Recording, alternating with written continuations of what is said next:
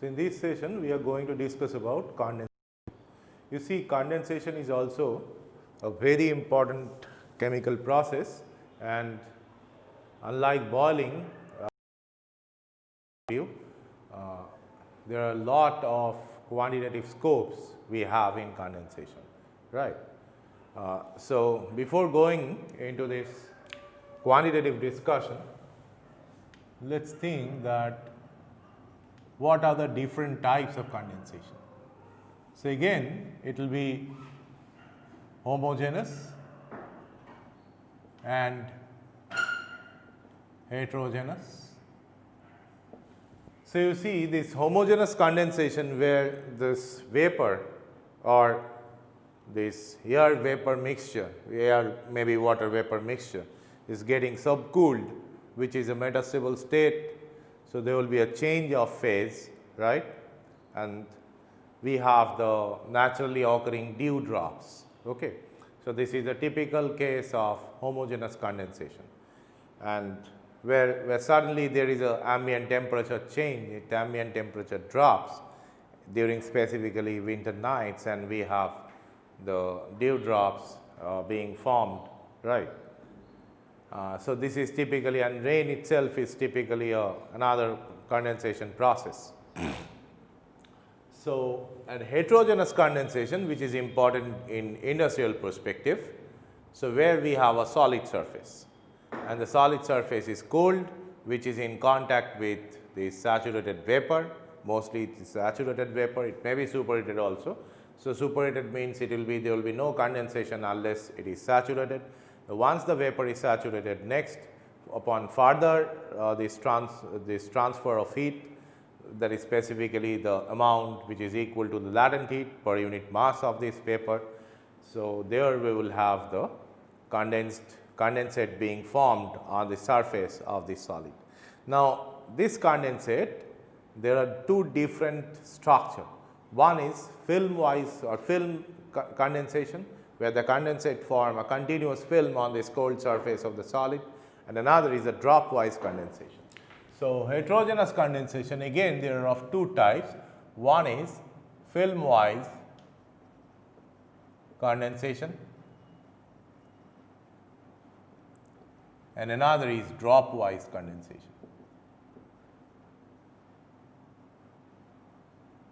So, you see film wise condensation is favored on smooth surfaces, divides of cracks and all. So, if this is the surface, we have a condensate film growing like this, and here we have this saturated vapor. This is the cold solid surface. So, we have this condensate film.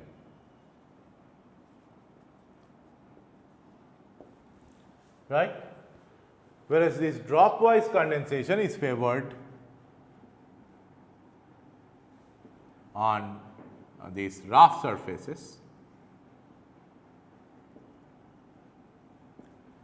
and here we have the drops being formed on the surface like this.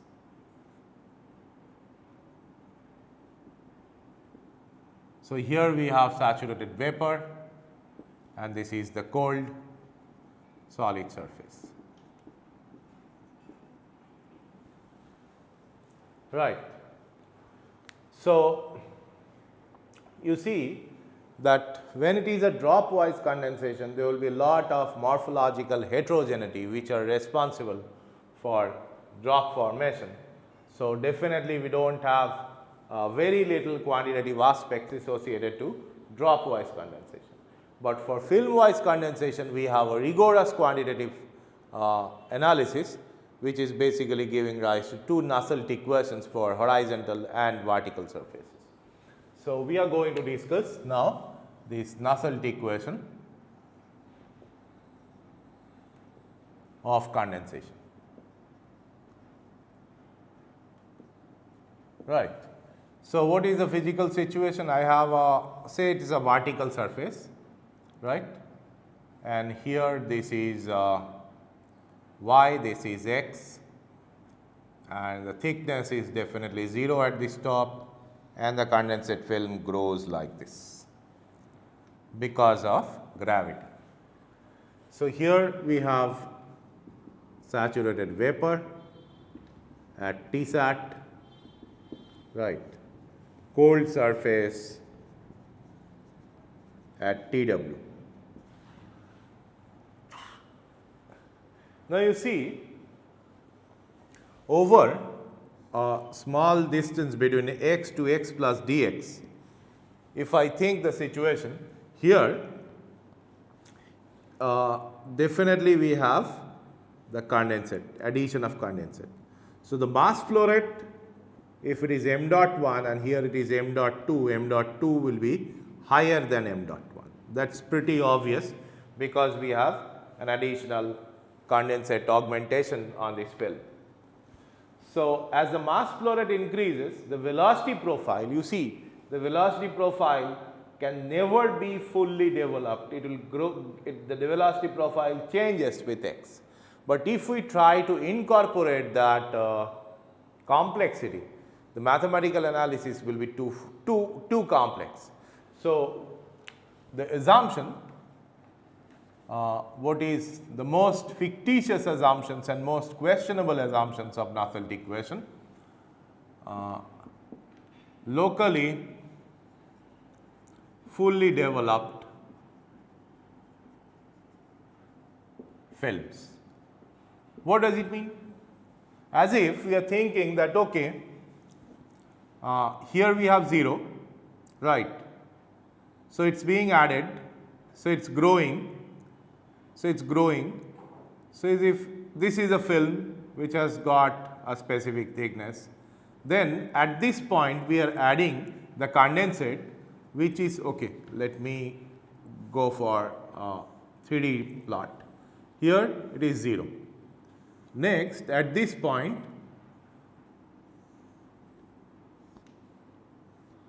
here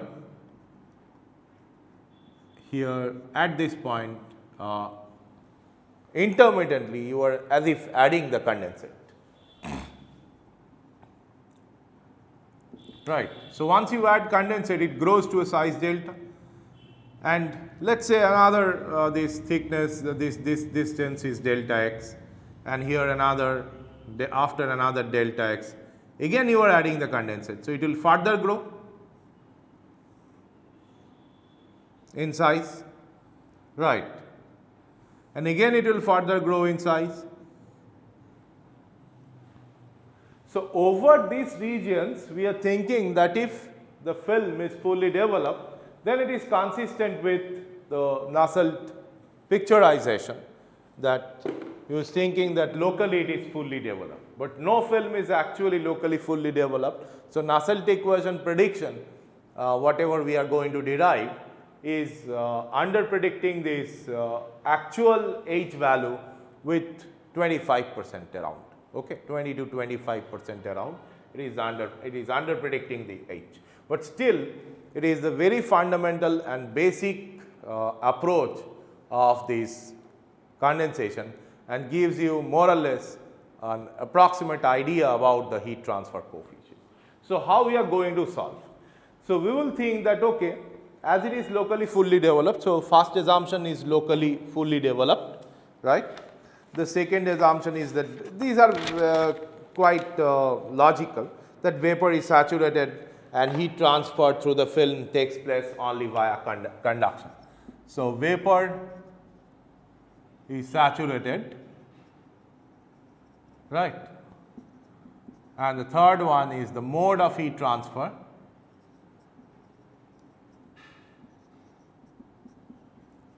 Through the film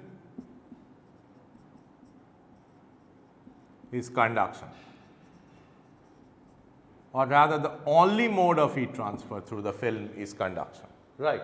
And it's also quite logical that here the flow is laminar because the film thickness is pretty small and the flow is in this direction, the heat transfer is in this direction, which are orthogonal to each other. So, you can safely assume that the heat transfer is taking place via conduction.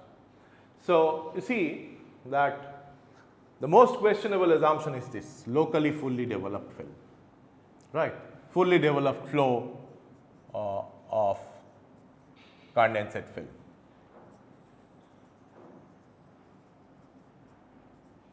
So that is most questionable, but we will work with that, we will proceed with that. See, first we have to solve for what is the overall outline. I will first solve considering fully developed film of thickness delta, but delta is changing. So considering this fully developed film of thickness delta, I will solve for the velocity profile, and from there, which we did actually in fluid mechanics, and from there we will calculate the mass flow rate per unit width of this vertical surface. Okay. So once you have calculated the mass flow rate, next you consider a small part of that film between x to x plus dx, and think that actually this mass flow rate is being augmented by the condensate deposition. So because of that, what will be the increase of m dot, and here you use a balance between a conductive transport and the transport of latent heat. So first, and from there we will calculate first the delta, and once delta is known, then local heat transfer coefficient is the thermal conductivity of the fluid divided by delta according to film theory. So from there we can get Hx, and averaging it we will get the Nusselt equation. So that's the overall outline. Okay. So you see that in order to solve for the delta, the thickness, we assume this fully developed flow, and Navier-Stokes equation for film, right, of thickness delta, and it is fully developed. What will be that? The left hand side is 0, it is equal to del P del x is 0 because it is an open flow, then rho into g plus mu into d square u dy square. I am not going into the detail of this equation because there are certain assumptions as well, like there are only one velocity component, no end effect, right, and from continuity you will get del u del x equal to 0 because it is fully developed, and from there you will get this equation. So minus of rho g divided by mu into y plus C1 equal to du dy. Right. And again we will use this assumption that or rather this hypothesis that no shear at gas liquid interface. So y equal to, here the boundary condition is y equal to delta du dy equal to 0, right. So you use this boundary condition, we get the C1 is equal to rho g mu by delta. So du dy is equal to rho g by mu delta minus y. So you get u equal to rho g by mu delta y minus y square by 2. So that's u we obtain. So once we have u, we will integrate it over this thickness to get the mass flow rate per unit depth. So m dot is equal to w 0 to delta u dy. So that is rho g by mu into w delta y square by 2 minus y cube divided by 6, 0 to delta. This substitution of the limit will give half minus 1 by 6 of delta cube. So it is delta cube divided by 3. So it is rho g delta cube divided by 3 mu. This is my m dot divided by w. So my mass flow rate is now obtained. Next, what I have talked about that, okay, let me erase this and let's go for a more clear 3D picture of this entire system.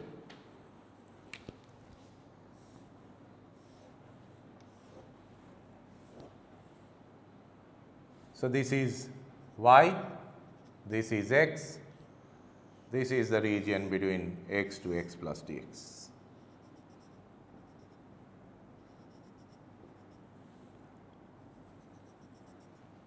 Okay. So, it is not in scale basically,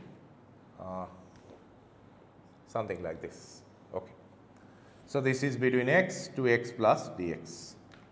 This is x plus dx, right. So, here you see from this side we are having the condensate. So, dm dot, the rate of mass flow increase will be equal to what?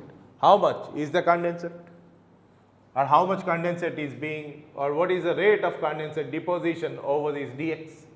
So, we can write it like this multiplied by lambda, the latent heat what we have abstracted, that must be is equal to the conductive transport of heat over this region.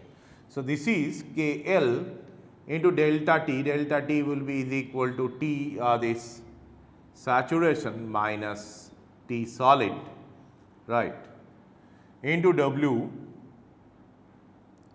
into dx, W into dx, that is the area, this area is W into dx, right, divided by delta, which is the thickness.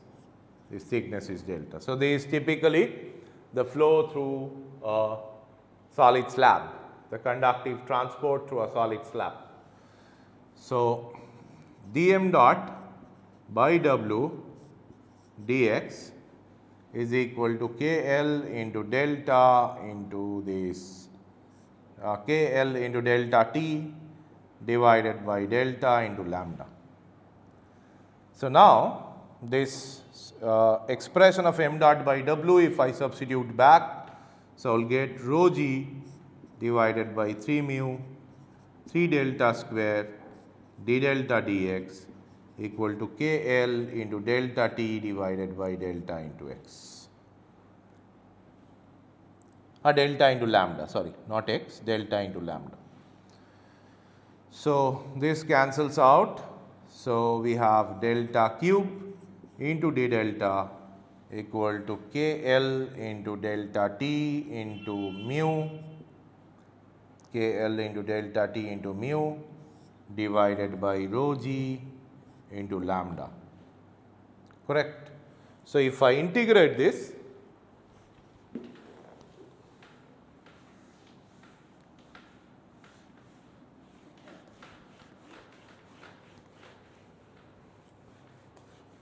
so if I simply integrate this, I will get delta to the power 4 by 4 equal to, sorry, d delta, this is not d lambda, d delta, and here it is dx. So, you are integrating it from 0 to delta and here 0 to x, because at x equal to 0 delta was equal to 0.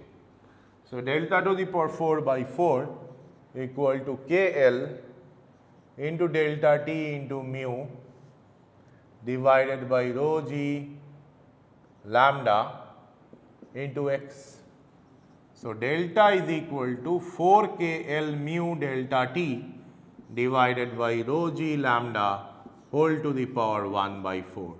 So, obviously, you can understand that if I plot this delta, it varies like this.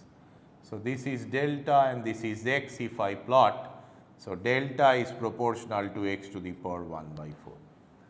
So, immediately we can conclude from here that Hx, the local heat transfer coefficient, it's Kf divided by delta. So, Kf divided by 4 KL mu, this is, there will be an x, sorry, this x will be there, 4 KL into mu into delta T divided by rho g lambda into x whole to the power 1 by 4. So, delta is proportional to x to the power 1 by 4. So, Hx, the local heat transfer coefficient, is proportional to x to the power minus 1 by 4.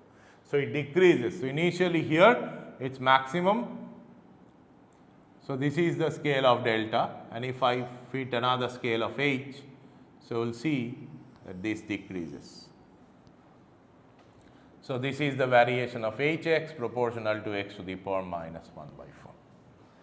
So, in order to get the average value of it, in order to extract this average value of heat transfer coefficient, what we will do? I will write this average H, which is 1 by L 0 to L H dx.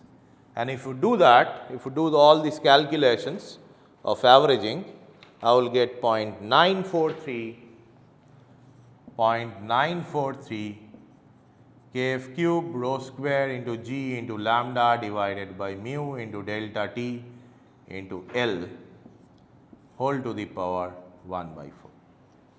Right. That is the Nusselt equation for vertical plate or vertical tube, whatever. So,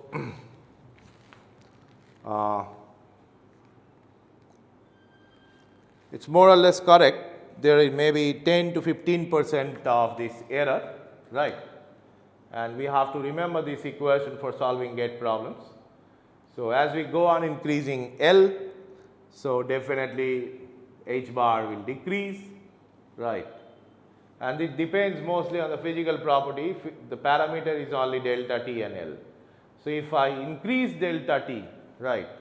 If I increase delta t, actually our H bar will be decreasing. So, the reason is the condensate film thickness will increase, and because of this film thickness enhancement, my heat transfer coefficient will decrease. So, 10 to 15% under prediction. So, finally, this H bar, I am not changing the coefficient, I am keeping it up same. With respect to the real life experimental data, so this Nusselt equation is 10 to 25% under prediction. Not 25%, I think, exactly I do not remember the data, it is around 10-15%. So, okay, anyway. Next, you see, this is for vertical surface. Next, we think of horizontal tube.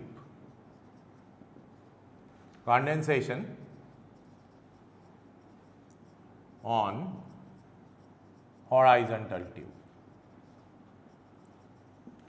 Actually, what do we think? We will be thinking that, okay, if I have a single tube, it will be just like falling.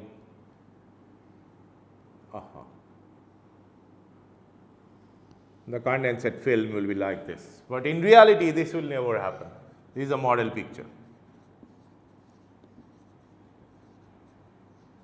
Right. And in reality, it will be forming a dip like this. Okay. So, these are the drips, and if we think of a stack of tubes, we can think of a picture that the condensate film will grow on size, but there will be an intermediate splashing and loss of liquid. Right. So, this is the picture, idealized picture, but intermediately over here we will have the drip formation, splashing of liquid and all, and because of that it may not grow progressively. But we will not go into the details of stack, right. There is some empirical equation by which we can manage that, but fundamentally we will think of a single horizontal tube where we are not having any it's smooth, and we are not having any loss of liquid because of these drip formations and all. So, the geometry what we discuss is something like this.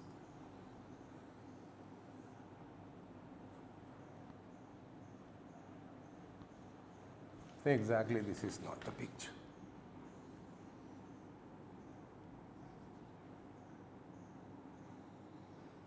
So, this is the geometry of this film. It progressively grows and goes downward.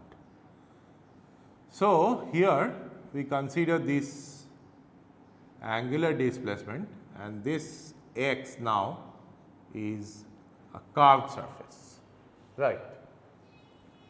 And we have g in this direction, and this is r.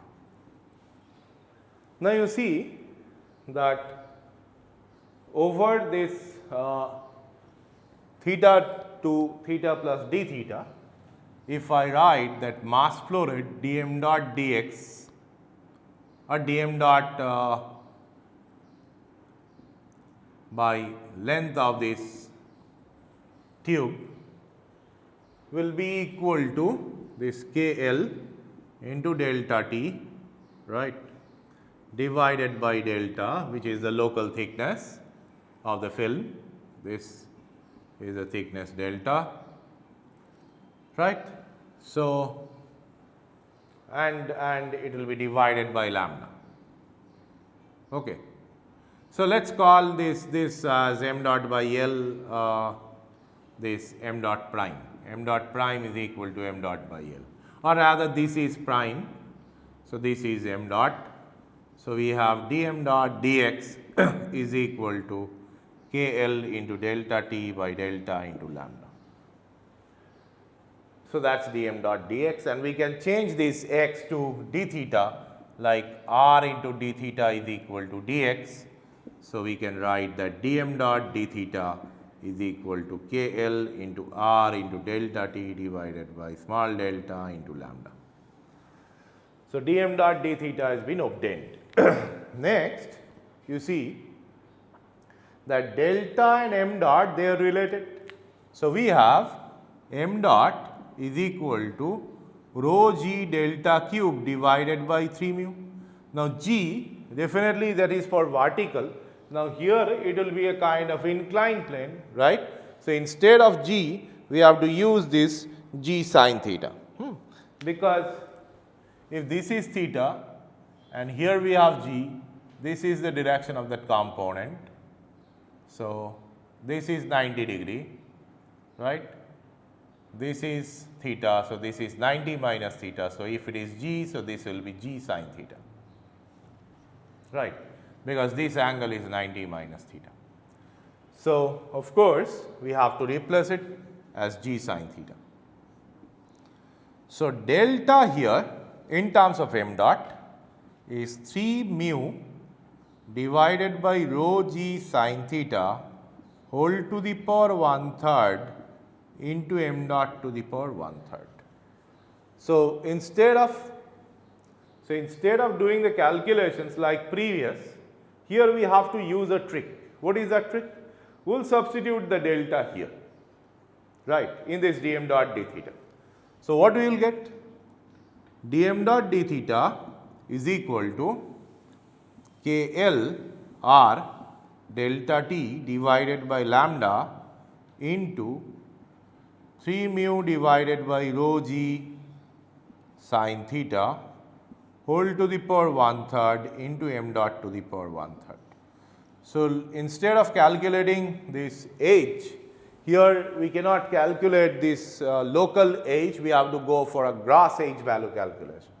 So, m dot to the power 1/3 into dm dot is equal to KL r delta T by lambda into 3 mu divided by rho g whole to the power 1/3, and here sin 1/3 theta and d theta. So, if you integrate it from 0 to m dot and from 0 to pi, basically, pi on one side, right, we are not considering the other, only on one side. So, I can relate or I can calculate this m dot value. So, if you do this numerical integrations and all, sin theta to the power 1/3, so you will get an expression for m dot which is 1.924 into this r cube KL cube delta T cube g into rho square divided by mu into delta cube whole to the power 1/3.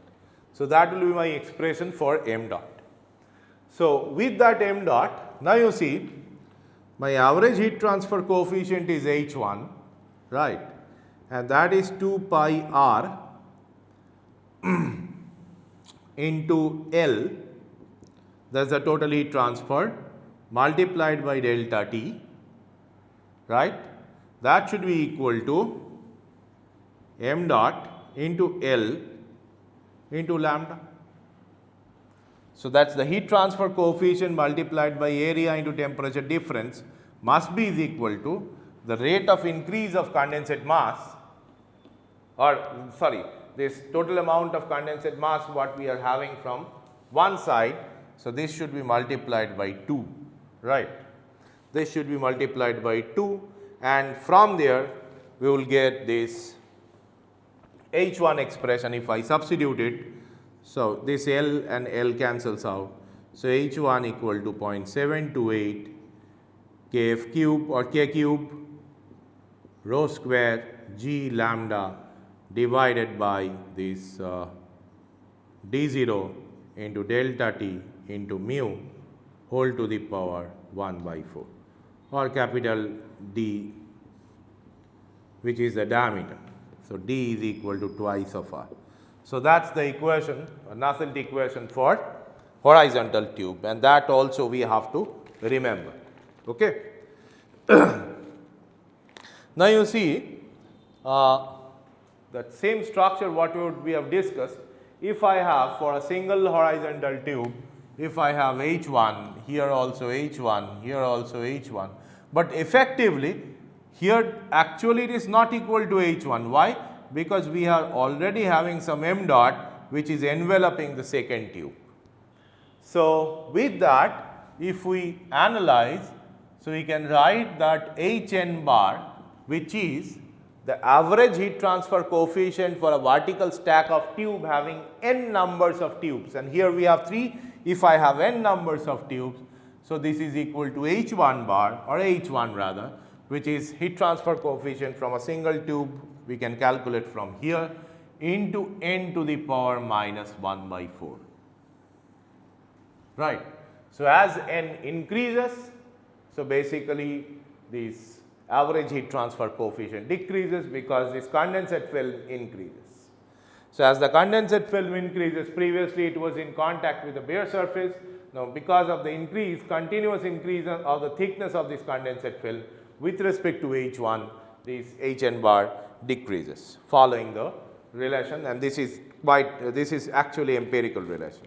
And regarding the drop wise condensation, as I mentioned, there is nothing quantitative, that we have the scratch and pit holes which are the nucleation spot for condensations, right. So, and in real life these drop wise condensations is actually the condensation process we encounter in process industry, because no surface is absolutely smooth, right. No surface is smooth, and industrial surfaces, the tubes, the shells and all, they are definitely rough. And drops finally they occupy after initial transients, they nearly occupy 90% of this exposed area, right. And the drops because of gravity forms the rivulets, and these rivulets may join to form a continuous film towards the bottom of this vertical surface. So,